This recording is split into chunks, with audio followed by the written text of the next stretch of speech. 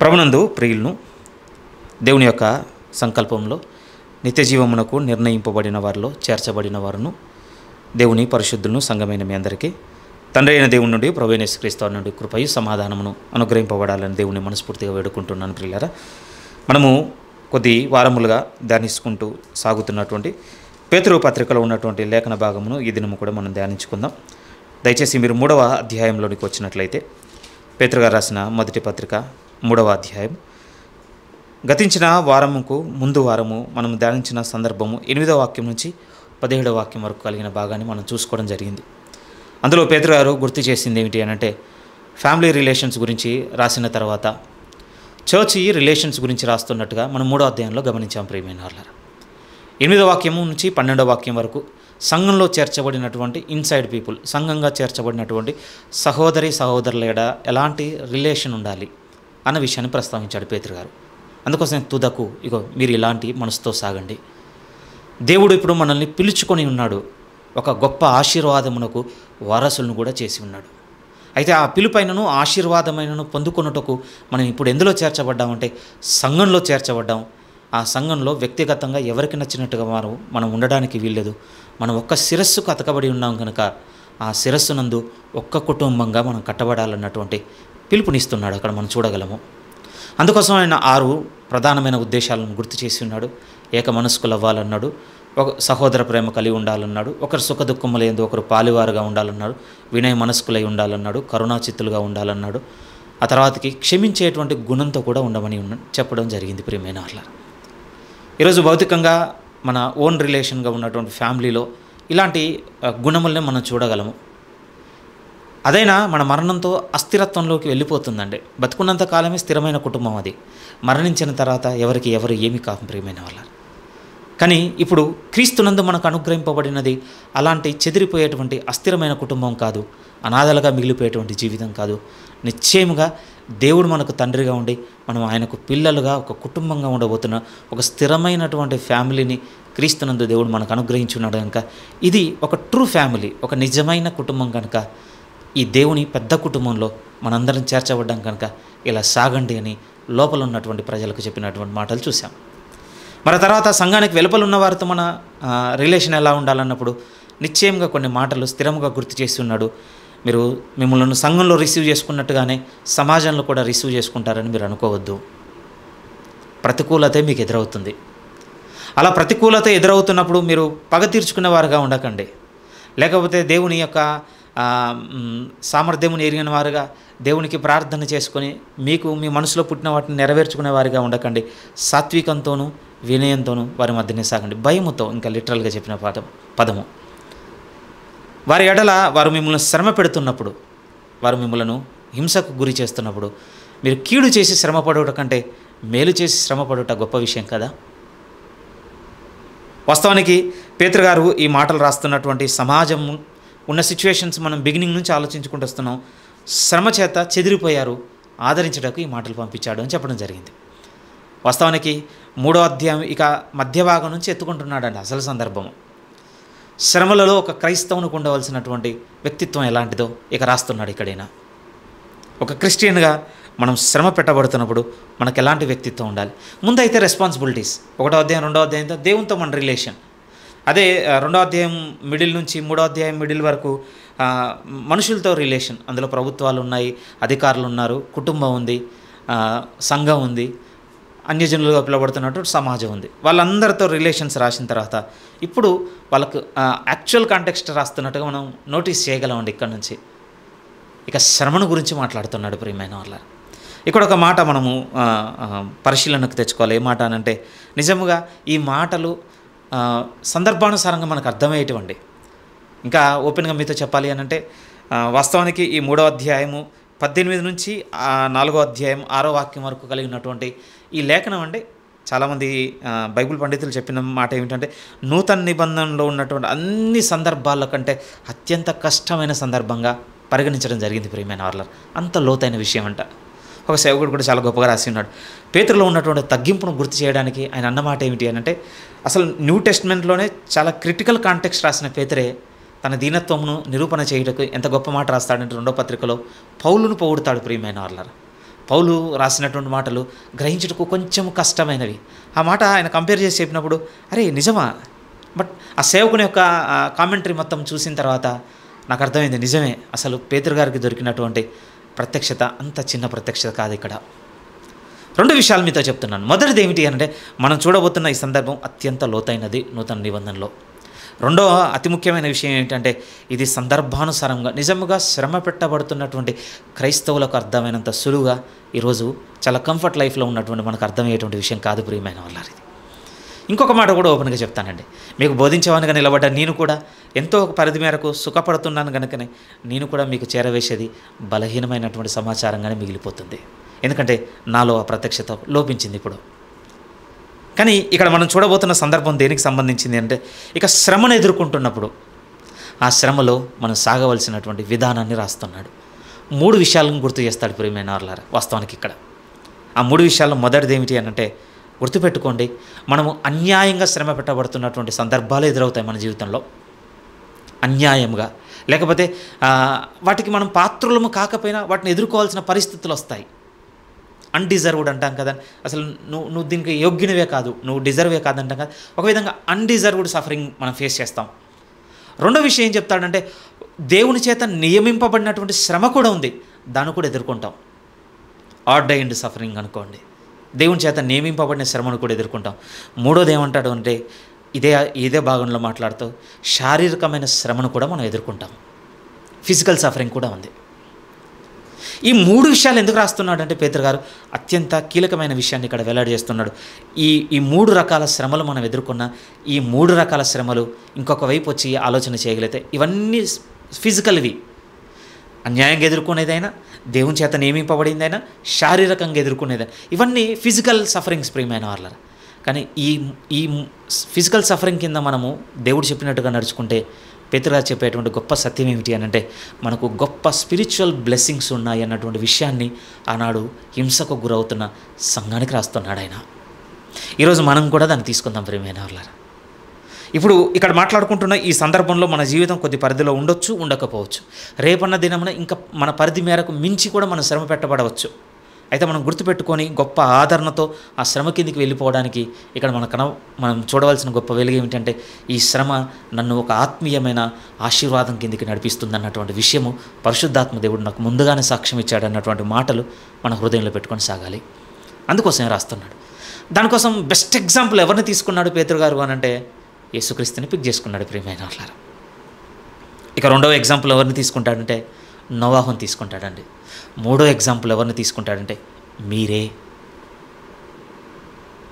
ఇంత క్లియర్గా కనపడతాయి తెలుసా. అందుకోసమే యేసుక్రీస్తు వారి ప్రస్తావన అక్కడ తీసుకున్నాడు, నోవాహు ప్రస్తావన తీసుకున్నాడు. 4వ అధ్యాయంలోనికి బిగినింగ్లో వెళ్ళగలిగితే మీ గురించి, మన గురించి తనను కలుపుకొని రాస్తున్నటువంటి మాటలు కూడా మనకు కనపడుతుంటాయి. ఇక్కడ చూద్దాం జాగ్రత్తగా మీరు చూడగలిగితే 18వ వాక్యం నుంచి, దేవుని చిత్తమలాగున్న ఎడల కీడు చేసి శ్రమపడుట కంటే మేలు చేసి శ్రమపడుటయే బహుమంచిది. ఏలయనగా మనలను దేవుని యొద్దకు తెచ్చుటకు అనీతిమంతుల కొరకు నీతిమంతుడైన క్రీస్తు శరీర విషయంలో చంపబడి ఆత్మ విషయంలో బ్రతికింపబడి పాపముల విషయంలో ఒక్కసారే శ్రమ పడెను. ఎవరిని మాదిరిని చూపెడుతున్నాడంటే, ప్రభువును చూడండి. 2వ అధ్యాయంలో కూడా ప్రభువే మాదిరి, ఇక్కడ కూడా ప్రభువునే తీసుకుంటున్నాడు. ఈ ప్రభువుని తీసుకున్న భాగంలో ఏ సందర్భంలో గుర్తు చేస్తున్నాడు అని అంటే, మీరు ఒకవేళ అంటే అన్యాయముగా లేకపోతే మీ ప్రమేయం లేకుండానే మీరు శ్రమ పట్టబడుతున్న ఎడల మీరు మరవకండి, మన ప్రభువు శ్రమ పెట్టబడిన ఎడల మనం పెట్టబడ్డంలో అంత అతిశయోక్తి ఏం లేదు కదా. ఇంకొక వైపు వచ్చి మాట్లాడగలిగితే, మనకు తగిన వారం అండి. ఏమాత్రము కూడా అన్యాయముగా నడుచుకొని ప్రభువే శ్రమకు గురయ్యాడు అనంటే, మనం శ్రమ పడడంలో ఇక పెద్ద కష్టమైన విషయం కాదు ప్రియమైన వాళ్ళారా. సులువుగా అంగీకరించాల్సిందే. లేదు తూచి నేను దేవుడిని నమ్ముకున్నాను, ఆ దేవుడు తోడుంటే అన్నీ పోవాలి కదా. ఇందాక నువ్వు ప్లే చేసిన పాటలో కూడా అలానే ఉంది కదా మీనింగ్. ఐ అగ్రీ ప్రియమైన వాళ్ళారా. బలపరుచుకున్నటకే ఆ పాట విన్నాం. కానీ గుర్తు చేసుకోవాల్సినటువంటి విషయం ఏమిటి అని అంటే, నా ప్రభువే నాకంటే నీతిమంతుడుగా, యథార్థవంతుడుగా, మేలు చేసిన వాడుగా, పరిశుద్ధంగా బ్రతికిన ప్రభు, ఏ పాపము చేయని ప్రభు, పరులను దోచుకొని ప్రభు, పరులకు కీడు యోచించని ప్రభు, మేలు తప్ప కీడు ఏమాత్రము చేయని ప్రభు శ్రమ గుండా వెళ్ళిపోయాడు అంటే, ఏ పరిధిలో నేనున్నాను ఇప్పుడు ఆయన క్వాలిటీస్ విషయంలో. అందుకోసమే వాళ్ళ ముందు ప్రభువుని పెడుతున్నాడు ఆయన. ఇక్కడ రాసినటువంటి ఈ కాంటెక్స్ట్లో అండి మూడు మూడు రిఫరెన్సెస్ చాలా సీరియస్గా కనపడుతుంటాయి ప్రియమైన వాళ్ళారు. మొదటిది ఏమిటి అంటే యేసుక్రీస్తు వారు మరణించిన తర్వాత చెరలో ఉన్న ఆత్మల యొద్దకు వెళ్ళి ప్రకటించినటువంటి ఒక మాటను మాట్లాడతాడండి. అది ఇప్పటికీ మిస్టరీ ప్రియమైన వాళ్ళారు, మర్మమే. రెండోది ఏం చెప్తాడు అనంటే మీరు తీసుకున్నటువంటి బాప్తిస్మం మిమ్మల్ని రక్షించుచున్నది అన్నటువంటి రెండవ విషయాన్ని కూడా లోతుగా మాట్లాడతాడు. అంటే బాప్తిస్మం తీసుకున్న వాళ్ళంతా ఇక రక్షింపబడినట్లేనా? ప్రశ్న పెద్దదే.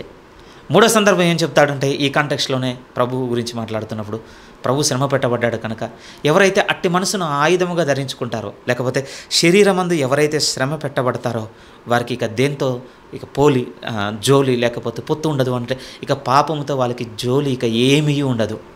అంటే ఫిజికల్గా సఫర్ అయిన వాళ్ళు ఇక అసలు పాపం చేయరా? ఎలాంటి బిగ్ క్వశ్చన్స్ కనబడుతుంటాయి ఇక్కడ, చాలా లోతైనవండి. అందుకోసం ముందే మీతో చెప్పాను కదా, ఇదంతా సులువుగా అర్థం చేసుకున్నటువంటి సందర్భం కాదు ప్రియమైన వాళ్ళ.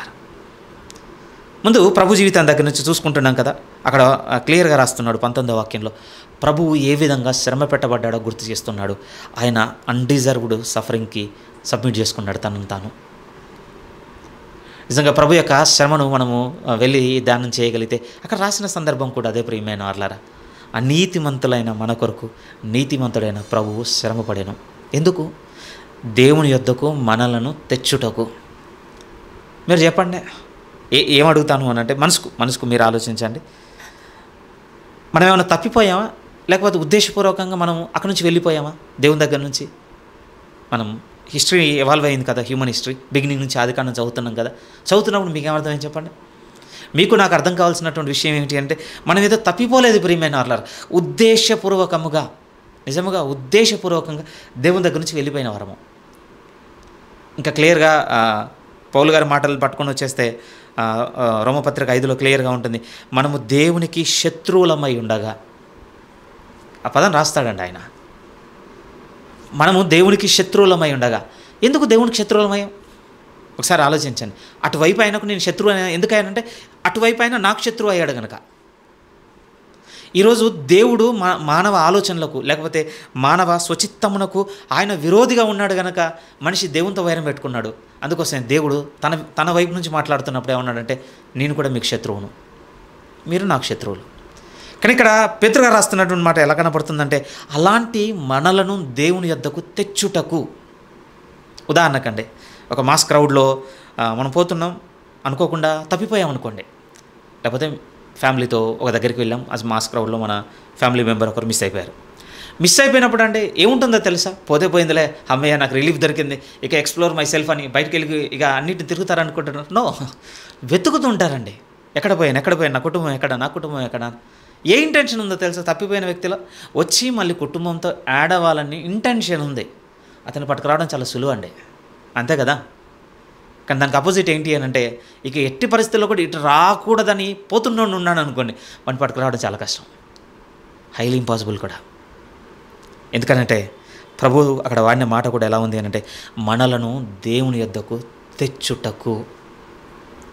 ఆయన ఎంతగా శ్రమనంది ఉన్నాడన్న విషయాన్ని రాస్తున్నప్పుడు ప్రభు యొక్క శిలువ శ్రమను మనం ఇక్కడ మరవజాలం ప్రియమైన వాళ్ళారా.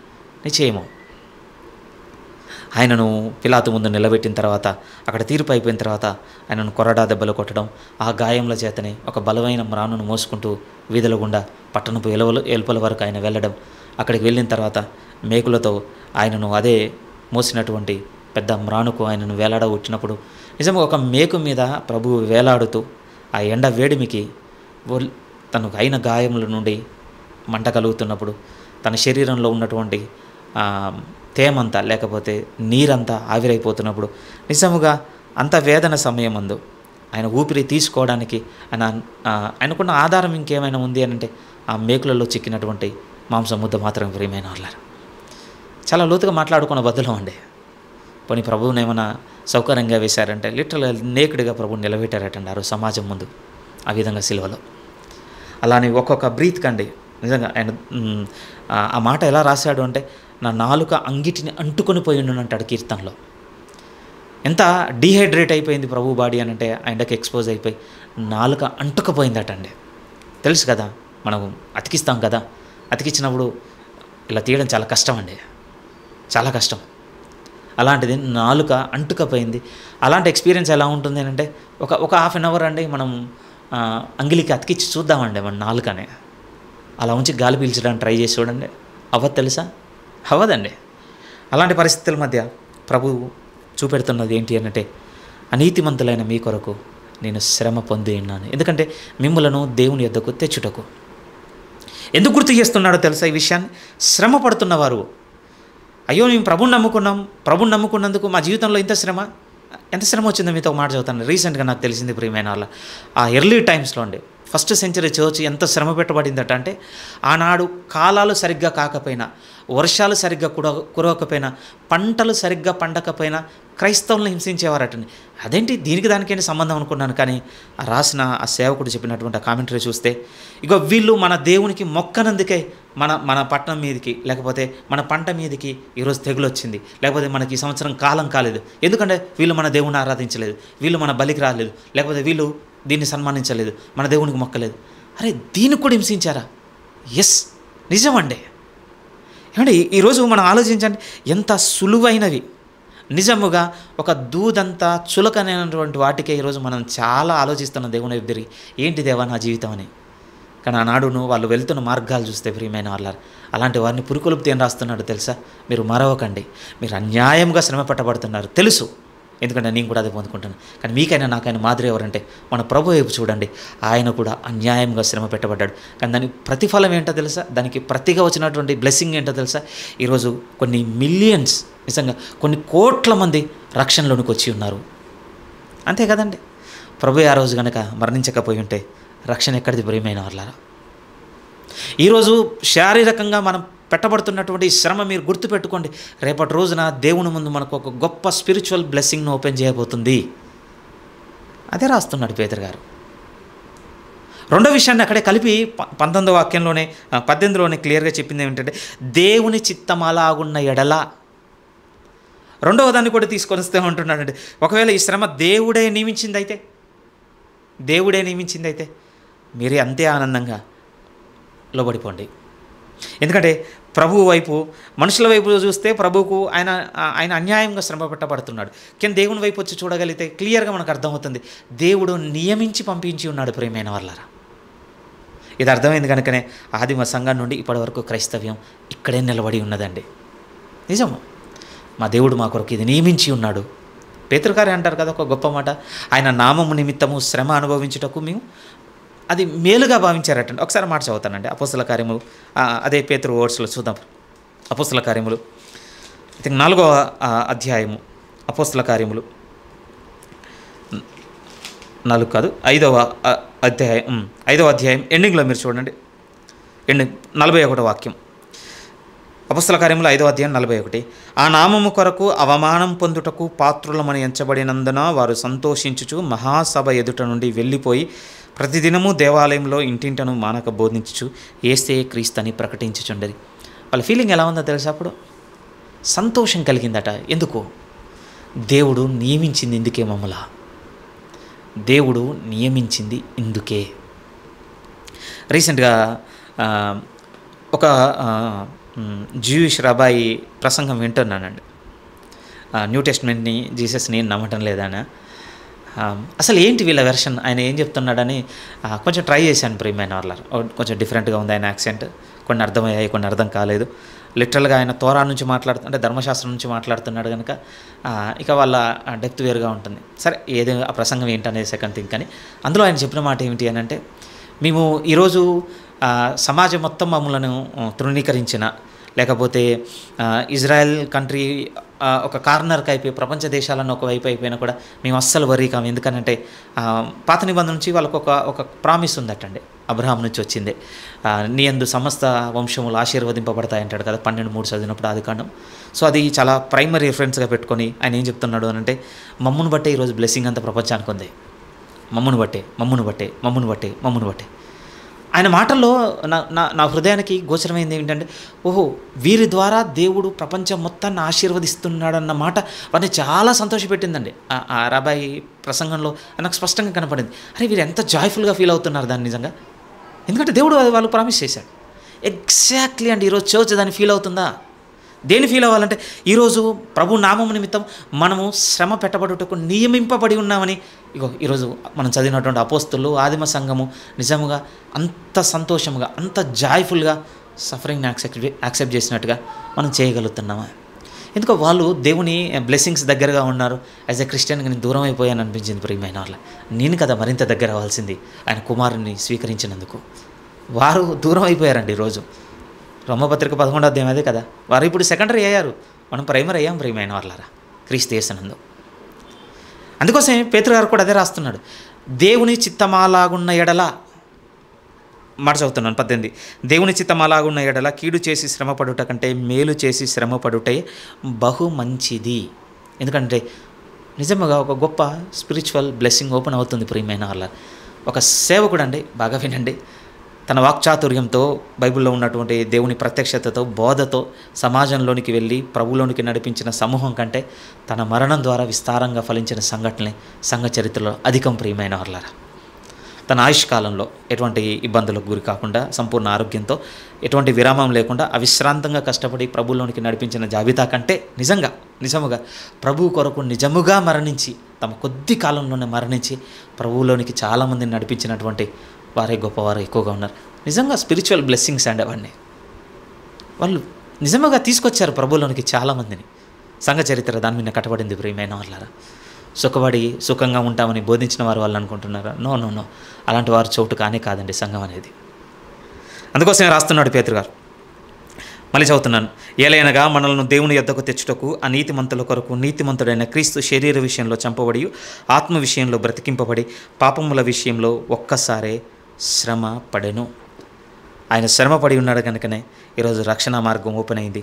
దాని ద్వారా అనేకులు కొన్ని కోట్ల మంది దేవునికి పిల్లలుగా ఈరోజు చేర్చబడుతున్నారు అన్నటువంటి మొదటి విషయాన్ని చెప్తున్నాను. అలా మాట్లాడిన తర్వాత వెంటనే పేతురు గారు మాట్లాడబోతున్న సందర్భం ఏంటంటే వెంటనే నోవాహు జలప్రలయం దగ్గరికి వెళ్ళిపోయాడండి. 19వ వాక్యం చదువుతున్నాను.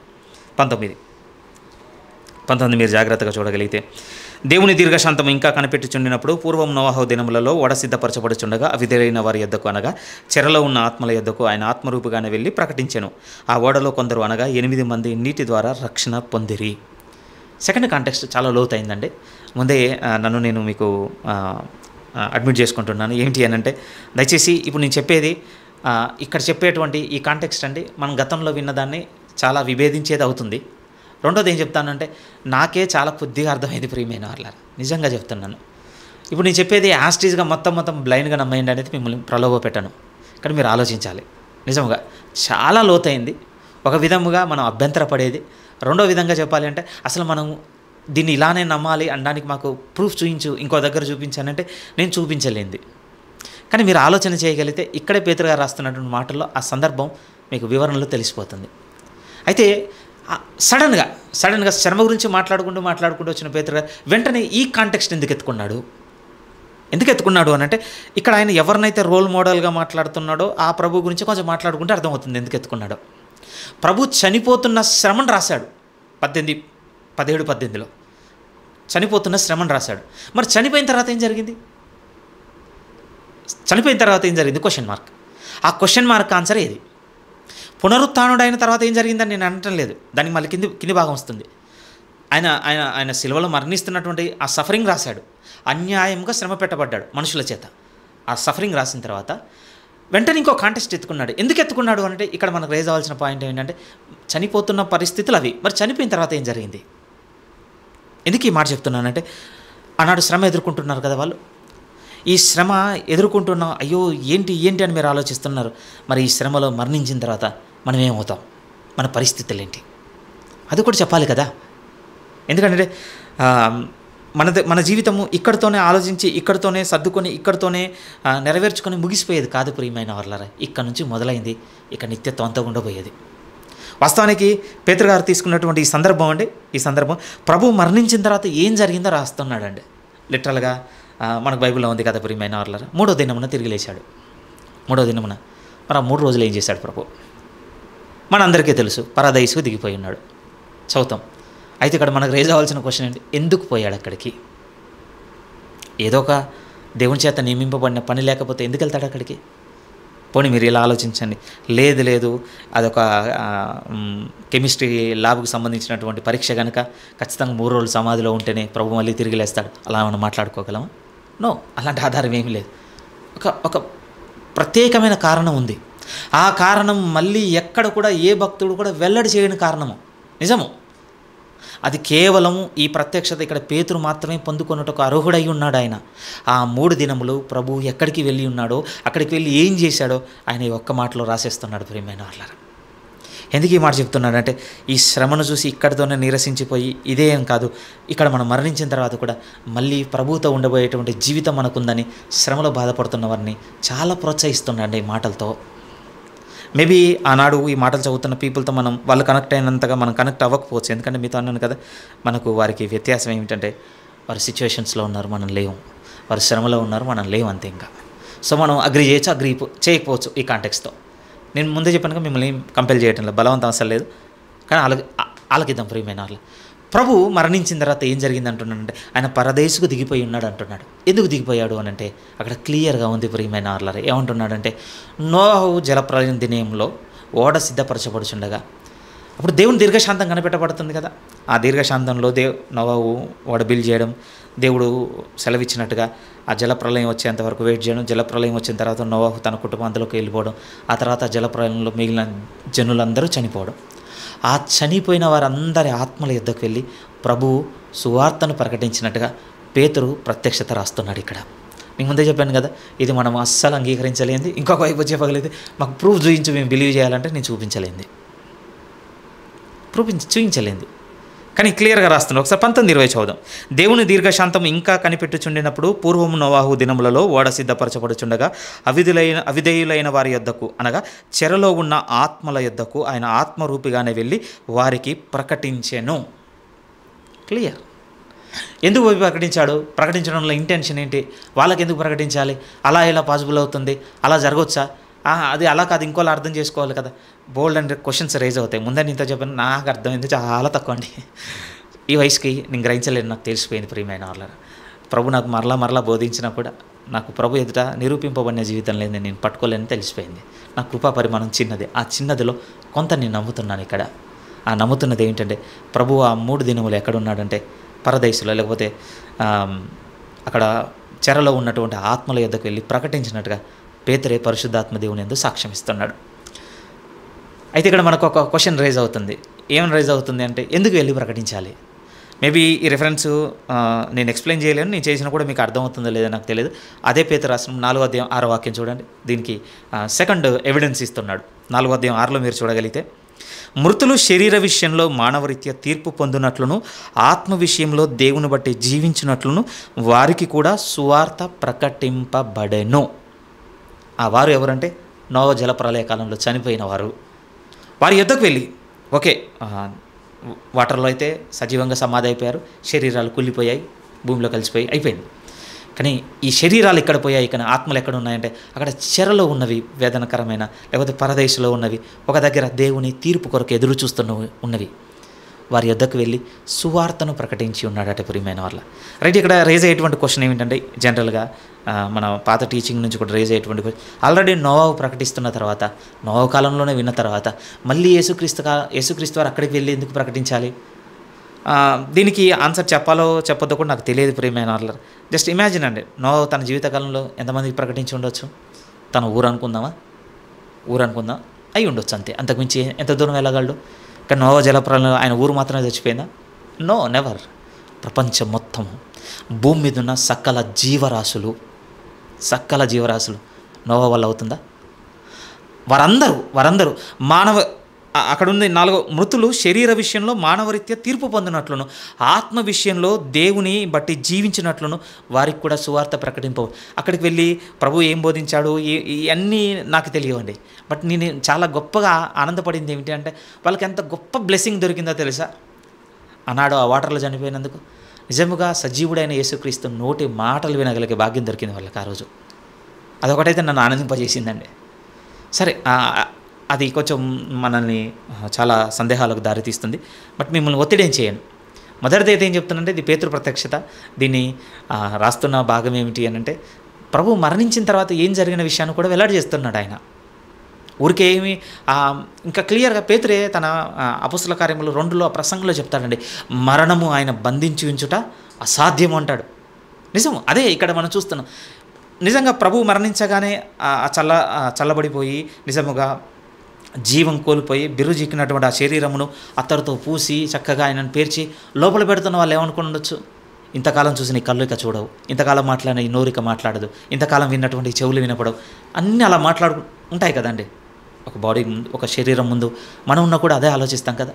ప్రభువును కూడా సమాధిలో పెడుతున్నప్పుడు అన్నీ అలానే ఉండొచ్చు ఆనాడు వాళ్ళ ముందున్నోళ్ళు. కానీ నిజముగా మరణం ఆయన బంధించింది అనుకుంటున్నారా? లేదు. పేతురు గారు అదే క్లెయిమ్ చేస్తున్నాడు, మరణం ఆయన బంధించడం అసాధ్యము. అందుకోసమే ఇక్కడ వీళ్ళు సమాధిలో పెడుతుండగానే ఆయన చెరలో ఉన్న ఆత్మల యొద్దకు వెళ్ళి అక్కడ సువార్తను ప్రకటిస్తున్నటువంటి ఒక లోతైన సత్యమును వెల్లడి చేస్తున్నాడు. ప్రియమైన వాళ్ళ ఎందుకు ఏంటి అనేదే నాకు తెలియదండి, నిజంగా తెలియదు, ఐ డోంట్ నో. బట్ నాకైతే చాలా గొప్పగా అనిపించిందండి ఈ సందర్భం. రైట్, ఇప్పుడు మనకు రేజ్ అయ్యేటువంటి ప్రశ్న ఏమిటి అంటే, ఇంతక చెరలో ఉన్న ఆత్మలు ఎవరు? అదొక ప్రశ్న మనకు తలెత్తుతుంది. దీని మీద చాలా సిద్ధాంతాలు ఉన్నాయి ప్రియమైన వాళ్ళ, చాలా బలమైనవి ఉన్నాయండి, చాలా హేతుబద్ధమైనవి ఉన్నవి, నిజంగా మనం నోరెళ్ళ పెట్టాల్సినవి ఉన్నాయి, అసలు నమ్మలేని రకరకాలుగా ఉన్నాయండి. అవి అన్నీ మీకు గుర్తు చేసి నేనేమి ఇబ్బంది పెట్టను, ఎందుకంటే వాటిలో ఏది నమ్మాలో నేను దేవుణ్ణి అడుగుతున్నాను, నాకే క్లారిటీ లేదు ప్రియమైన. ఇప్పటి వరకు ఉన్న అండర్స్టాండింగ్ బట్టి నేను ఏమనుకుంటున్నాను అంటే, ఆనాడు నోవాహుతో ఉన్నటువంటి మిగిలిన జనులే అని అనుకుంటున్నానండి. కొంత సిద్ధాంతం ఏముందంటే, లేదు పరలోకం నుండి తమ మహిమను వదులుకొని పరశరీరానుసారులై భూమి మీదకి వచ్చి వ్యభిచారం జరిగించినటువంటి దేవదూతలను కొంతమంది సిద్ధాంతం ఉంది. లేదు దేవదూతలు అంటే దేవుని కుమారులు నరుల కుమార్తెలతో వెళ్ళడం వల్ల పుట్టినటువంటి సంతానము ఒక విధంగా బైబిల్లో శూరులని నెఫిలీలని రాయబడింది. లిటరల్గా ఒకలాంటి మైటీ ఆర్మీగా ఉండేనట్టండి. ఒక విధంగా ఆ పదం తప్పవుతుంది, కానీ చిన్నపాటి భయంకరమైనటువంటి రాక్షస సంతతి భూమి మీదకి వచ్చింది. ఆ సంతతి అని కొంతమంది రకరకాల సిద్ధాంతాలు ఉన్నాయి. కొంతమంది హానోక్ పుస్తకం నుంచి కొన్ని రిఫరెన్స్లు తీసుకొని చెప్తున్నారు, మనకు బైబిల్లో లేదు ఆ బుక్, బట్ మన హిస్టరీలో ఉంది ప్రియమైన వాళ్ళ. హానోకు కూడా ఒక పుస్తకం రాశాడు తన పేరు మీద. అలాంటి సందర్భాల నుంచి తీసుకొని కొన్ని చెప్పారు. సరే, వాటిలోకి వెళ్ళొద్దా అవన్నీ నాకు తెలియదండి, ఎందుకంటే పేతురు గారు రాస్తున్నది ఈ మాటలు అందుకొరకు కాదు, శ్రమల్లో ఉన్నవారిని ఆదరించటకు. ఇక్కడ ఉన్న గొప్ప ఆదరణ ఏమిటి అని అంటే, అయ్యో ప్రభు మరణంతో అయిపోయిందని మీరు అనుకుంటున్నారు, సమాధిలో పెడుతుండగానే జరిగిన గొప్పది ఏంటో తెలుసా, ఆయన అక్కడికి వెళ్ళి ప్రకటిస్తున్నాడు. ఎందుకు ప్రకటిస్తున్నాడు అంటే క్లియర్గా ఉంది. వారు మృతులు శరీర విషయంలో మానవరీత్యా తీర్పు పొందినట్లునో, దేవుని అంటే వారి ఆత్మ దేవుని విషయంలో జీవించినట్లు వారికి కూడా సువార్తను ప్రకటించి ఉన్నాడు. అందుకోసమే 19వ వాక్యం అది రాస్తున్నాడు, దేవుని దీర్ఘశాంతము ఇంకా కనిపెట్టుచుండినప్పుడు పూర్వము నోవాహు దినంలో ఓడ సిద్ధపరచబడుచుండగా అవిధేయులైన వారి యొద్దకు అనగా చెరలో ఉన్న ఆత్మల యొద్దకు ఆయన ఆత్మరూపగానే వెళ్ళి వారికి ప్రకటించెను. మనలో ఎంతమంది మారారు, ఏమయ్యారు అవన్నీ నాకు తెలియదు ప్రియమైన వాళ్ళు. ప్రేత గారు రాయడంలో ఇక్కడ ఉద్దేశం కాదు. దానికి సంబంధించినటువంటి థియాలజీ కూడా నేను విన్నాను, చాలా ఇంట్రెస్టింగ్గా ఉంది. బట్ అవన్నీ నమ్మడానికి మనకు ఇప్పుడున్న మన కృపా పరిమాణం సరిపోదండి. అదొకటి మీరు గమనించాల్సిందిగా కోరుతున్నా. ఇంత ప్లెయిన్గా రాస్తున్నాయన సడన్గా ఒక విధంగా ఒకలాంటి యూటర్న్ వెంటనే నోవాహును కూడా తీసుకున్నాడు. అలానే నోవాహు అప్పుడు ప్రకటించలేదంటే ప్రకటించి ఉన్నాడు, నిజంగా ప్రకటించి ఉన్నాడు. కొన్ని సంవత్సరాల్లో ఓడ నిర్మించాడు, ఇంకా కొన్ని సంవత్సరాలు వెయిట్ చేస్తూ వస్తున్నాడు, దేవుడు చెప్పిన జలప్రలయం వస్తుందని. ఈలోపు ఆయన చూస్తున్న వాళ్ళు పిచ్చి పని అనుకొని ఉండొచ్చు, ఇదెందుకు చేస్తున్నాడు, ఏమన్నా వేరే ఇక్కడ మనం ఉన్న ప్లేస్ ఏంటి, మనకు సముద్రం మట్టం ఎంత దూరం ఉంది, కొన్ని వేల మీటర్ల దూరం అటండి నోవాహు ప్లేస్కి సముద్రానికి ఆ టైం పీరియడ్లో. అంత దూరం నుంచి ఇక్కడికి నీళ్ళు రావడం ఏంటి, ఎంత పిచ్చి పని, అప్పటికి అసలు వర్షమే పెద్దగా లేదు. ఇన్ని సంఘర్షణలు, ఏహేళనలు, అవమానాలు, నిజంగా నిందలు, ఇవన్నీ శ్రమలు. మీరు చెప్పండి, నిజంగా నోవాహు జీవితంలో అది నియమింపబడిన శ్రమ కాదు ఒక విధంగా, లేకపోతే అన్డిజర్వ్డే అండి. ఏదో నోవాహు తప్పు చేశాడు అందుకోసం ఇన్ని అవహేళనలు ఎదురయ్యాడు అనటానికి ఉందా? లేదు. దేవుని మాటను బట్టి హెబ్రీ పత్రిక 11వ అధ్యాయంలో అంటాడు ప్రియమైన, దేవుని మాటను బట్టి అది వరకు చూడని సంగతుల విషయం హెచ్చరింపబడిన వాడే అలాగే నిలకడగా ఉన్నాడండి. దాన్ని బట్టి జనులు రకరకాలుగా అనుండొచ్చు ఆయనని. ఆ శ్రమంతా నోవాహు జీవితంలో ఎంత గొప్ప బ్లెస్సింగ్ అయింది అని అంటే, తన కుటుంబం ఓడలోనికి ప్రవేశించుటకు అర్హత నొందింది ప్రియమైన వాళ్ళారా. మీరు నేను ఒక సత్యం ఎరగాలండి ఇక్కడ. ఏంటి అని అంటే, మనం బిలీవర్స్ అయినంత మాత్రాన మా ఫ్యామిలీ కూడా బిలీవర్స్ అవుతారని మీరు అసలు అనుకోవద్దు. దానికి కూడా దేవుని కృప దొరకాలండి మనకి. వారి హృదయాలు దేవుడు తెరవాలి అంతే. నిజం తెలుసా, అంత చిన్న విషయం కాదు ప్రియమైన వాళ్ళు. నేను వచ్చిన దారిలోకి వాళ్ళు వస్తారనుకుంటే ఈనాడు వచ్చినట్టుగానే ఉంటుందండి. చచ్చిన తర్వాత తెలుస్తుంది, అందరి దారిలో వేరవుతాయి అక్కడ. కానీ నోవాహుకు దొరికిన గొప్ప బ్లెస్సింగ్ ఏమిటంటే ఫ్యామిలీ వచ్చేసింది. నిజంగా అదొకటే కాదు, ఆ లోపలికి వెళ్ళిన తర్వాత కూడా ఆల్మోస్ట్ ఒక 1 year ఉన్నాడండి ఆ పడవలో. మంచిగా అప్పటికే బాగా ఆయన కోసం కట్టుకున్నాడు, అన్నీ ఏర్పాటు చేసుకున్నాడు. ఏముందిలేండి 1 ఇయర్ గిరం తిరిగిపోయి అనుకుందాం. జీవరాశులతో ఉన్నాడు. వాటి వల్ల ఆయన కూడా బాధపడ్డాడు. ప్రియమైన వారు, బాధ లేకుంటే ఎలా ఉంటుంది చెప్పండి? జంతువులతో ఉన్నప్పుడు మీరు నేను ఎవరని చెప్పండి బాగా సుఖపడ్డాడు అనడానికి లేదు. కానీ ఆ తర్వాత ఎంత బ్లెస్సింగ్ ఓపెన్ అయింది అని అంటే, ఆ తర్వాత ఒక నూతనంగా నెలంతా ఆరిన తర్వాత నిజముగా లోకంలో ఒక ఫ్రెష్ బిగినింగ్ అండి. ఆ బిగినింగ్లో ఎంటర్ అయిన ఫస్ట్ ఫ్యామిలీ ఎవరిదో తెలుసా? నోవాహుదే. మీరు అది బ్లెస్సింగ్ అనుకుంటున్నారో లేదో, నిజంగా బ్లెస్సింగ్ ప్రియమైన వాళ్ళ. వెంటనే ఓడలో నుండి బయటికి రాగానే ఆయన చేసిన పని ఏంటంటే దేవునికి అర్పణ ఇవ్వడం. ఎలా బిగిన్ అయింది చూడండి ఆయన ఫ్యామిలీ. ఓకే, మళ్ళీ ఆ తర్వాత మన సిచ్యువేషన్స్ వేరుగా చూసినప్పటికీ సఫర్ అయ్యారు షిప్లో, కానీ బయటకు వచ్చిన తర్వాత ఒక గొప్ప వాగ్దానంతో కూడినటువంటి వాతావరణము వాళ్ళు ప్రవేశించడానికి అనువైంది. ఇలా ప్లెయిన్గా రాస్తున్నటువంటి పేతురు గారు సడన్గా వెంటనే దేన్ని తీసుకొని వచ్చేసాడంటే రక్షణను కూడా అందులోకి తీసుకొచ్చేస్తాడు ప్రియమైన వాళ్ళ. అది ఇంట్రెస్టింగ్గా ఉంటుందండి. చదువుదాం చూడండి మళ్ళీ 21. కొందరు ఆ ఓడలో కొందరు అనగా 8 మంది నీటి ద్వారా రక్షణ పొందిరి అని 20 రాసిన తర్వాత 21. దానికి సాదృశ్యమైన బాప్తిసము ఇప్పుడు మిమ్మును రక్షించుచున్నది. అదేదనగా శరీర మాలిన్యము తీసివేయట కాదు, కానీ యేసుక్రీస్తు పునరుత్థాన మూలముగా దేవుని విషయము నిర్మలమైన మనస్సాక్షినిచ్చు ప్రత్యుత్తరమే. వెంటనే ఆ జలప్రలయానికి సాదృశ్యంగా దానికి అనుసంధానంగా వెంటనే ఏం తీసుకొచ్చి రాస్తున్నాడు అంటే మన బాప్తిస్మాన్ని ఇంక్లూడ్ చేస్తున్నాడు ప్రియమైన వాళ్ళ. ఎందుకనంటే మనం కాంటెక్స్ట్ చూస్తున్నాం కదా, శ్రమ. ఆ శ్రమకు ఎన్ని విధాలుగా మనం శ్రమ పెట్టబడుతున్నాం అన్న విషయాన్ని దానికి మాదిరిగా యేసుక్రీస్తు వారిని నోవాహు అని చెప్పిన తర్వాత ఇప్పుడు మనల్ని కూడా అందులోని పట్టుకొస్తున్నాడు. కనుక ఇప్పుడు మన రక్షణను ఎక్కడ అటాచ్ చేస్తున్నాడని తీసుకొచ్చి నోవా జలప్రలయానికి. ఎందుకంటే ఆనాడు నోవా జలప్రలయంలో నీటిలో నోవా ఒక విధంగా రక్షణ పొందుకొని ఉన్నాడు. ఇంకొక బైబిల్ భాషలో చెప్పాలంటే ఆ రోజు వారి కుటుంబానికి అది బాప్తిస్మంగా ఎంచబడింది. ఇప్పుడు మనకు అదే నీటి ద్వారా మనం రక్షింపబడుతున్నామని మన రక్షణను కూడా తీసుకొచ్చి రాస్తున్నాడు ప్రియమైన వాళ్ళారా. అయితే ఇక్కడ రేజ్ అయ్యేటువంటి పెద్ద ప్రశ్న ఏమిటంటే అక్కడ క్లియర్గా ఉంది కదండి. ఏమనుంది అంటే ఇప్పుడు మిమ్మల్ని బాప్తిస్మం ఇప్పుడు మిమ్మల్ని రక్షించుచున్నది అన్న మాట చూసి బలమైన ఒక ఆర్గ్యుమెంట్ జరుగుతుంది. మనకున్నటువంటి క్రిస్టియానిటీలో ఉన్న ఆర్గ్యుమెంట్ ఏమిటంటే బాప్తిసం తీసుకున్న వాళ్ళందరూ ఇక నరకానికే పోతారు కదా. సో మనం కూడా జనరల్గా బిగినింగ్లో ఎక్కువగా సేవకులను అడిగేటువంటి మాట ఏమిటి అంటే మరి వాళ్ళు బాప్తిసం తీసుకోలేదు కదా, వాళ్ళు నరకానికే పోతారా, వాళ్ళు బాప్తిసం తీసుకోలేదు కదా అడుగుతుంటాం ప్రియమైన వాళ్ళ. బట్ కేర్ఫుల్గా వినండి, ఇది నేనేమి లీగలైజ్ చేయడానికి చెప్పడం లేదు, ఆదరించుకోవడానికి చెప్తున్నమాట. బాగా వినండి. ఇక్కడ అంటే నీటి బాప్తిసం తీసుకున్న వాళ్ళందరూ ఇక నరకానికి పోతారని చెప్పడం అయితే పేతురు ఉద్దేశం కాదు ప్రియమైన వాళ్ళ. ఇక్కడ మార్కు సువార్త 16:16 మీరు చదివారనుకోండి, యూనివర్సల్ రిఫరెన్స్. నమ్మి బాప్తిసం పొందినవాడు రక్షింపబడును అని ఉంటుంది, నమ్మని వానికి శిక్ష విధింపబడును అని ఉంటుందండి. అక్కడ చూస్తారా మాట చూడండి. మార్కు సువార్త 16వ అధ్యాయం. ముందే చెప్తున్నాను, ఏదో లీగలైజ్ చేయడానికి చెప్తున్న మాట అయితే కాదండి. పేతురు గారి ఇంటెన్షన్ మనం అర్థం చేసుకోవడానికి మాట్లాడుకుంటున్నాం. 16 మీరు చూడగలిగితే నమ్మి బాప్తిస్మం పొందినవాడు రక్షింపబడును. రక్షణకి ఏమేమి చెప్తున్నా అంటే నమ్మి బాప్తిస్మం పొందుట రక్షణలోనికి నడిపిస్తుంది అంటున్నాడు. కానీ వెంటనే మీరు చూడండి, నమ్మక బాప్తిసం పొందని వానికి శిక్ష విధింపబడును అని ఏం చెప్పలేదు, నమ్మని వానికి శిక్ష విధింపబడును. ఫర్ ఎగ్జాంపుల్గానే చెప్తున్నాను. బైబిల్లో దొంగ ఉన్నాడు, నమ్మి ఉన్నాడు, కానీ అతనికి ఏ అవకాశం లేకుండా పోయిందంటే బాప్తిసం పొందడానికి అవకాశం లేకుండా పోయింది. ఇప్పుడు బాప్తిసం తీసుకోవాలంటే నరకానికి పోవాలంటే ప్రభువే పట్టుకుపోయాడు ఆయనతో కూడా. ఇప్పుడు మనం కూర్చొని దేని విభేదిస్తున్నట్టు అవుతుందో తెలుసా? ప్రభువు ఒక సమ్మతి మార్గమును మనం కొట్టేస్తున్న వారం అవుతాం. సో దీన్ని బట్టి మనం అర్థం చేసుకోవాల్సినటువంటి విషయం ఏమిటంటే అంటే నమ్మి బాప్తిసం పొందినవాడు రక్షింపబడిన అంటాం, కానీ తీర్పు దగ్గరకు వచ్చేసరికి ప్రభు అడుగుతున్నవాడు నమ్మని వాడిని మాత్రం తీర్పులోనికి తెస్తాను. నమ్మి బాప్తిసం దగ్గర మోర్ ఒబీడియన్స్ అండి, రియల్ ఒబీడియన్స్ ఇంకా క్లియర్గా చెప్పాలంటే. కానీ పరిస్థితులను బట్టి లేకపోతే ఇంకో కారణాన్ని బట్టి, అనారోగ్యాన్ని బట్టి, ఇంకా లేదు ఇంకొక కారణాన్ని బట్టి వారు ప్రభువునైతే హృదయపూర్వకంగా నమ్మి ఉన్నారు, కానీ నీటి బాప్తిసం పొందుకోలేకపోయారు. అట్టివారి గురించి అయితే తీర్పు కోసం చెప్పిన మాట కాదు, బాప్తిసం ఇప్పుడు మనల్ని రక్షిస్తుందన్నమాట. నోవా జలప్రలయాన్ని గుర్తు చేసి మన రక్షణను తీసుకొచ్చి పట్టుకొస్తున్నాడు కనుక రాస్తున్నాడు. సరే, ఇది కొంచెం డివేట్ అవుతుంది కాబట్టి కాంటెక్స్ట్ వచ్చింది కనుక ఎక్స్ప్లెయిన్ చేసుకోవాలి కనుక చేసుకున్నాను, గుర్తుపెట్టుకోండి.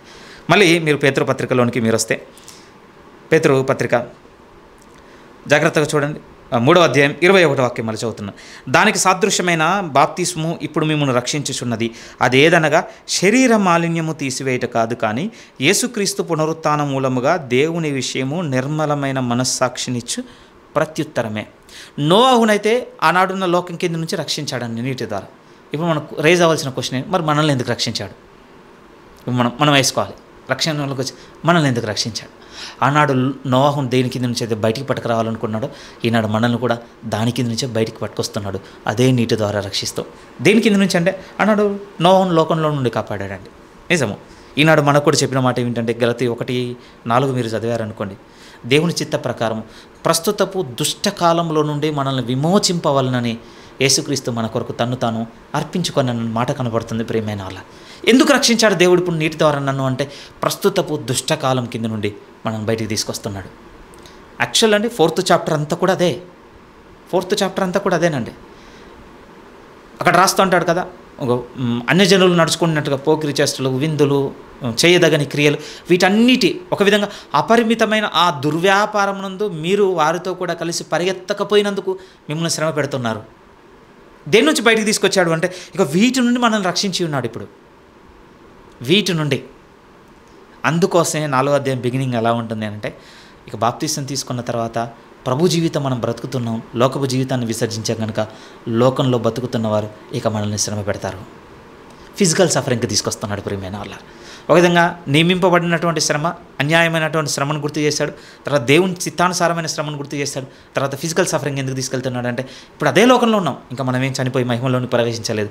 ఈ లోకంలో ఉన్నంత కాలము లోకస్తుల వల్ల మనం ఉండనందుకు నిశ్చయంగా మనం శ్రమ పెట్టబడతాం. నిజంగా ఆ మాట ఉంది కదండి, తిమోతి 2వ పత్రిక 3:12 అంటాడు, క్రీస్తు యేసునందు సద్భక్తితో బ్రతకనుద్దేశించు వారు హింస పొందుదురు. హింస అలానే మనల్ని ఒక విధంగా నిరాశలో వదిలేయటం లేదు ప్రియమైన వాళ్ళరా. భక్తుడు ఏం చెప్తున్నాడంటే ఈ శ్రమ మీకు ఎంత గొప్ప స్పిరిచువల్ బ్లెస్సింగ్ని ఓపెన్ చేస్తుందో మీరు చూడండి. అందుకోసం 4వ అధ్యాయం ఈ విధంగా ఓపెన్ చేసిన బ్లెస్సింగ్ ఏమిటంటే ఇక అలా శ్రమ పెట్టబడిన వాడు వానితో ఇక పాపంతో వానికి ఇక జోలి ఏమీ ఉండదు. ఇంతకంటే ఏం బ్లెస్సింగ్ కావాలండి లైఫ్లో? ఇంతకంటే ఏం బ్లెస్సింగ్ కావాలి? మీకు నాకు రేజ్ అయ్యేటువంటి క్వశ్చన్ ఏంటంటే, అంటే ఫిజికల్గా బాగా సఫర్ అయితే పాపం చేయమన్నటువంటి క్వశ్చన్ దగ్గరకు సాగుతామండి. దాన్ని 4వ అధ్యాయంలో మనం చూద్దాం. బట్ కొంచెం ఎండింగ్లో కొంత ముఖ్యమైన సమాచారం ఉంది ప్రియమైన వాళ్ళారా. మనల్ని లోకంలో ఉన్నటువంటి కీడు నుంచి, లోకంలో ఉన్నటువంటి దుష్టత్వంలో నుండి రక్షించాను. అది మాత్రమే కాదు, రెండో విషయాన్ని కూడా ఏం చెప్తున్నాడంటే మళ్ళొకసారి చదువుదామండి. యాక్చువల్లీ ఇది మన బాప్తిసం అప్పుడు చాలాసార్లు మాట్లాడుకోవాలి, కాకపోతే కాంటెక్స్ట్ ఉంది కనుక మాట్లాడుతాం. మళ్ళీ ఒకసారి 21, దానికి సాదృశ్యమైన బాప్తిసము ఇప్పుడు మిమ్మల్ని రక్షించుచున్నది, అదేదనగా శరీర మాలిన్యము తీసివేయట కాదు, కానీ యేసుక్రీస్తు పునరుత్థానం మూలముగా దేవుని విషయము నిర్మలమైన మనస్సాక్షినిచ్చు ప్రత్యుత్తరమే. ఒక విధముగా బాప్తిసం తర్వాత మన బిగినింగ్ ఎలా ఉండాలంటే మన ప్రాచీన లోకము, మన ప్రాచీన వ్యవహారము, మన ప్రాచీన పురుషుడు, మన ప్రాచీన జీవితం అంతా ఇక నిర్మలపరచబడి నూతనముగా మొదలవ్వాలి. అది బాప్తిసంలో మనం పొందుకుంటామని చెప్తున్నాడండి. అలాంటి బిగినింగ్. దానికి రీజన్ ఏమిటి అని అంటే అక్కడ క్లియర్గా చెప్తున్నాడు, ప్రభు పునరుత్థానుడైనందున. ఒక సేవకుడు చాలా గొప్పగా చెప్పినాడు, నాకు చాలా బాగా అనిపించిందని. ఇన్నేళ్ళు నేను మిస్ అయిపోయిన ఆ ఫ్లేవర్ని. ఆ సేవకుడు అన్నమాట ఏమిటి అని అంటే ప్రతి విశ్వాసి బాప్తిసంలో ఉన్నట్ట ప్రియమైన వాళ్ళరా ఆ నీళ్ళలో యేసుక్రీస్తు కూడా ఉంటాడన్నమాట అనగానే చాలా చాలా మంచిగా అనిపించిందండి నాకు ఆ రోజు. ఎందుకంటే ఆయనతో కూడా నేను పాత పెట్టబడి ఉన్నాను, ఆయనతో నేను మళ్ళీ తిరిగి లేచి ఉన్నాను. ఆ మాటను తీసుకున్న సేవకుడు అన్నమాట ఏమిటంటే ప్రతి విశ్వాసి బాప్తిసంలో, ఆ నీటి బాప్తిసంలో ఆ నీళ్ళలో ఉన్నటువంటి ఆ ఇద్దరితో ఇంకెవరు ఉన్నారంటే యేసుక్రీస్తు కూడా ఉన్నాడనగానే ఎంత గొప్పగా అనిపించింది అంటే నిజంగా రియల్ సెన్స్ అనిపించిందండి నాకు. ఎందుకంటే ఇప్పుడు ఆయన పునరుత్థానుడైనందున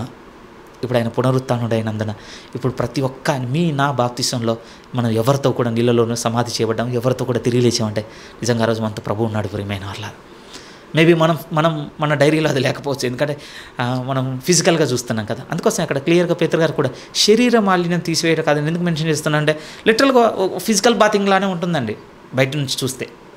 కానీ స్పిరిచువల్ వచ్చి అక్కడ జరిగిన స్పిరిచువల్ అంటే ఫిజికల్ యాక్ట్ స్పిరిచువల్గా దేన్ని ఓపెన్ చేసిందని చెప్తున్నా అంటే ఆనాడు పునరుత్థానుడైన యేసుక్రీస్తు కూడా ప్రతి ఒక్కరితో ఉన్నాడు.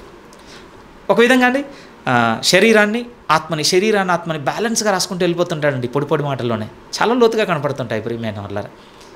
ఇలా చెప్పుకుంటూ వెళ్ళి అందుకోసం 22 ఆయన పరలోకమునకు వెళ్ళి దూతల మీదను అధికారుల మీదను శక్తుల మీదను అధికారం పొందినవాడే దేవుని కుడిపార్శ్వమున ఉన్నాడు. ఎందుకు ఆయన అథారిటీని మెన్షన్ చేస్తున్నాడు మళ్ళీ పేతురు? ఎందుకు అథారిటీని మెన్షన్ చేస్తాను? మనల్ని కేవలం మనం చేసినటువంటి అపరాధములు రాబోతున్నటువంటి నరక శిక్షను తప్పించడం మాత్రమే కాదు బాప్తిసంలో ప్రభువు చేసింది. ఇంకెంత చేసి ఉన్నాడంటే దేవుని చేత ఆయనకు అనుగ్రహింపబడిన అధికారమును శక్తిని బలమును బట్టి ప్రస్తుతపు లోకంలో ఉన్నటువంటి పాపం కింద నుంచి మనల్ని ఇప్పుడు కాపాడుతూ ఉన్నాడు. గతము ఫ్యూచరే కాదు, ఇప్పుడు ప్రజెంట్ను కూడా మెన్షన్ చేస్తాడు. క్లమ్జీగా చాలా కుమ్మరించేశాడు కదా పేతురు గారు. ఆయన కుమ్మరిస్తే నేను ఇంకా చాలా దగ్గరగా చాలా ఎక్కువ చెప్పేశాను.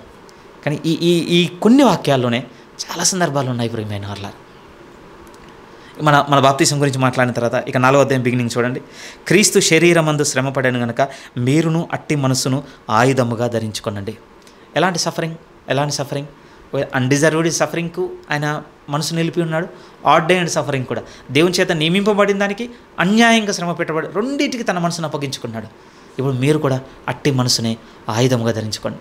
మీ జీవితంలోనికి నా జీవితంలోనికి ఎక్కడ వస్తుంది అంటే కాంప్రమైజ్ అవ్వకుండా. అక్కడ ఉంది కదా, క్రీస్తు యేసునందు సద్భక్తితో బ్రతకను ఉద్దేశించిన వారు. క్లియర్గా ఉంది. అలా ఉద్దేశించిన వారు ఖచ్చితంగా లోకం నుంచి మనం ఎదుర్కొంటాం. కింద రాసిన మాటలు కూడా అవి కనపడతాయి చూడండి.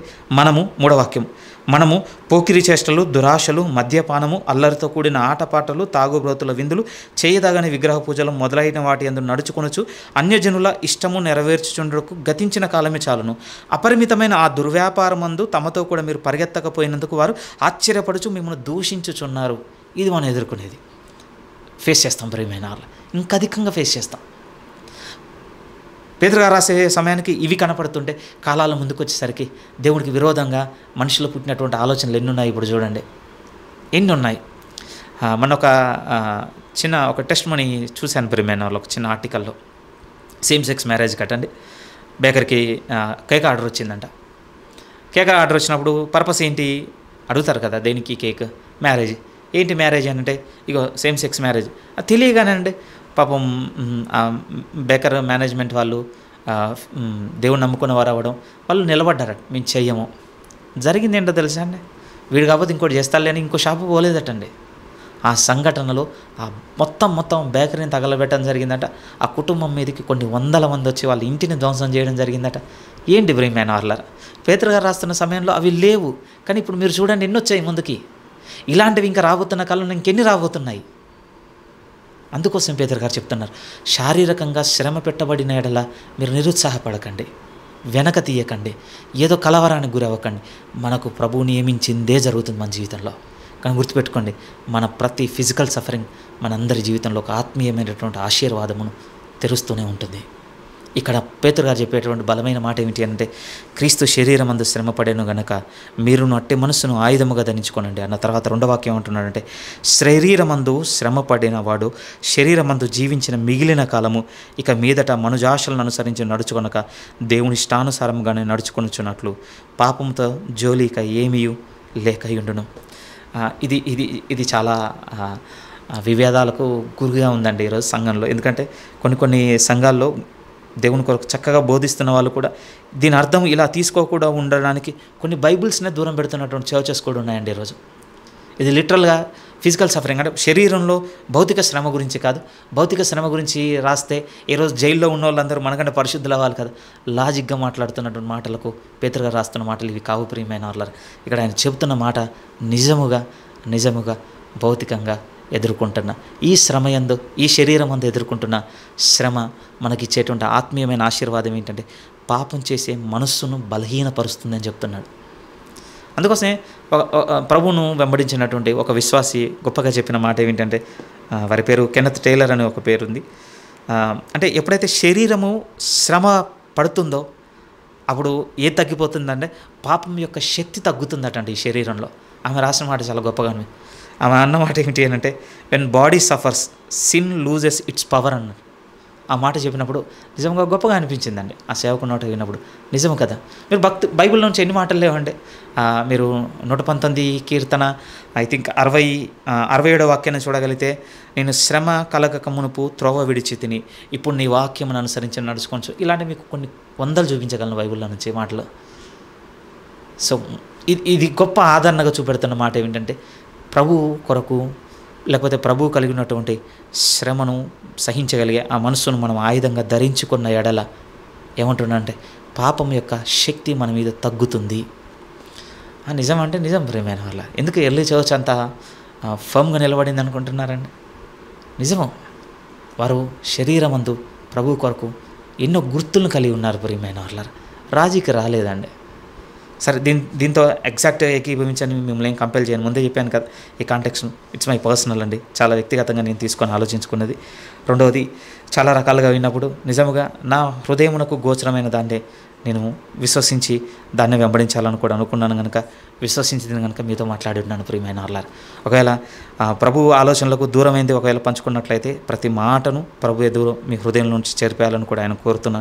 ఒకవేళ అనుకున్నది మీతో పంచుకోగలిగినట్లయితే ఈ మాటలు మీ అందరి హృదయంలో ఉంచాలని నేను దేవుని కూడా వేడుకుంటున్నాను. ఈరోజు మనం చూసినటువంటి ఈ సందర్భము చాలా లోతైంది. కొంచెం మిమ్మల్ని గజిబిజిగా చెప్పున్నట్లయితే నన్ను ఎక్స్క్యూజ్ చేయండి. బట్ మళ్ళీ మీరు చదివి చూడండి. మనకు నియమింపబడిన శ్రమను ఎదుర్కొనేటువంటి పరిస్థితులు ఉన్నాయి. దేవుడి చేత నియమింపబడినటువంటి శ్రమను ఎదుర్కొనే పరిస్థితులు ఉన్నాయి. శారీరకంగా కూడా మన శ్రమను ఎదుర్కొనే పరిస్థితులు ఉన్నాయి. ఇక సఫరింగ్ని డీల్ చేస్తున్నాడు పేతురు గారు, అందుకోసమే సీరియస్గా రాస్తున్నాడు. మాదిరిని ఎవరు చూపించారంటే యేసుక్రీస్తుని చూపించున్నాడు. ఆయన అన్యాయంగా శ్రమ పెట్టబడ్డాడు, కానీ జరిగిన గొప్ప ఆత్మీయ ప్రతిఫలం ఏమిటంటే ఈరోజు ఆయన శిలువ మరణం చేత అనేకులు రక్షణలోనికి వచ్చి ఉన్నారు. గొప్ప మార్గం తెరవబడింది చూడండి. దేవుని చిత్తానుసారంగా శ్రమ పెట్టబడ్డాడు. అలాని ఆయన మరణంతోనే ఆగిపోయింది అనుకుంటున్నారా? ఆయన సమాధి చేస్తుండగానే ఆయన చెరలో ఉన్న ఆత్మల యొద్దకు వెళ్ళి వారికి కూడా ప్రకటించి ఉన్నాడు. వారిని కూడా అంటే శరీర విషయంలో మానవరీత్య మృతులుగాను, ఆత్మ విషయంలో దేవుని బట్టి జీవించేవారుగా వారికి కూడా సువార్తను ప్రకటించేశాడు. అక్కడ చిన్న టైం తీసుకున్నాడు, ఆయన కూడా సఫర్ అయ్యాడు. బట్ ఆయనకు దొరికినటువంటి స్పిరిచువల్ బ్లెస్సింగ్ ఏమిటంటే ఫ్యామిలీ రక్షింపబడి ఉన్నది. ఆ తర్వాత ఒక న్యూ బిగినింగ్లోనికి ఆయన ఎరా ఓపెన్ చేసినట్టుగా మనం చూడగలం ప్రియమైన ఆర్లా. అంతే కదా, మనం ఆదాము ఫస్ట్ బిగినింగ్గా చూస్తే సెకండ్ బిగినింగ్ ఎవరిని చూడొచ్చు అని అంటే నోహను చూడాల్సింది. ఎందుకంటే మళ్ళీ జల ప్రళయం తర్వాత మళ్ళీ క్రియేషన్ అంతా నోహ గర్భం నుండి వచ్చింది అవుతుంది తప్ప ఇంకేం లేదు అప్పటికి. సో అంత గొప్ప బ్లెస్సింగ్కు పాత్రగా అయినాడు శ్రమ నంది ఉన్నందుకు. వెంటనే మనల్ని అటాచ్ చేయడానికి బాప్తిసం తీసుకున్నాడు. ఆనాడు నీళ్ళ ద్వారా నోవ కుటుంబం రక్షింపబడినది. ఇప్పుడు అదే నీటి బాప్తిసం ద్వారా ఇప్పుడు మనం రక్షింపబడుతున్నాం. దాని అర్థం శరీర మాలిన్యం తీసివేయట కాదు, కానీ మనల్ని ఒక నిర్మలమైన మనస్సాక్షిలోనికి దేవుడు తీసుకెళ్తున్నాడు. లోకంలో ఉన్నటువంటి కీడు నుంచి మనల్ని రక్షించి ఉన్నాడు. అలాని ఇలా రక్షింపబడగానే మంచి ఈజీ లైఫ్ ఉంటుందని మీరు అనుకోవద్దు. ఇప్పుడు వారి వల్లే మనం నడుచుకోనందుకు జనుల చేత మనం చాలా శ్రమ పెట్టబడతాం. అలాంటప్పుడు రాజీ రావద్దు, వెనక తీయొద్దనడానికి యేసుక్రీస్తు కలిగిన మనస్సుని మీరు కూడా ఆయుధంగా ధరించండి. ఎందుకనంటే అలా శరీరం అంత శ్రమ పడినవాడు, అట్టి మనసును కలిగి ఉన్నవాడు దేన్ని విసర్జించడానికి ఎక్కువ ఆస్కారం ఉందంటే పాపమును విసర్జించుటకు ఎక్కువ ఆస్కారం ఉన్నది. మీద ఉందనగా అంటే ఇక ఫిజికల్ సఫరింగ్ అంతా సిన్కు దూరం చేస్తుందా అంటే లాజిక్గా నేను దాన్ని ఆన్సర్ చేయలేను ప్రియమైన. అగ్రి, నేను దానికి సబ్మిట్ చేసుకుంటాను. నన్ను అదే ఇంకో అర్థంలో ఉందన్నా కూడా దాన్ని కూడా ఒప్పుకుంటాను. కానీ పేతురు గారు రాస్తున్న ఇంటెన్షన్ మాత్రం ఆనాడు ఫిజికల్గా సఫర్ అవుతున్న వారిని ఓదార్చడానికి రాసినప్పుడు వేరే అర్థంతో ఇంకో దూరంగా ఎందుకు చెప్తాడు చెప్పండి. రిలేటబుల్గానే మాట్లాడతాడు కదా. అగ్రి చేయండి, చేయకపోండి, నేనే ఒత్తిడి చేయను. ఈ కాంటెక్స్ట్ మాత్రం మనం అంత ఈజీగా అర్థం చేసుకునేది కాదు ప్రియమైన వాళ్ళ.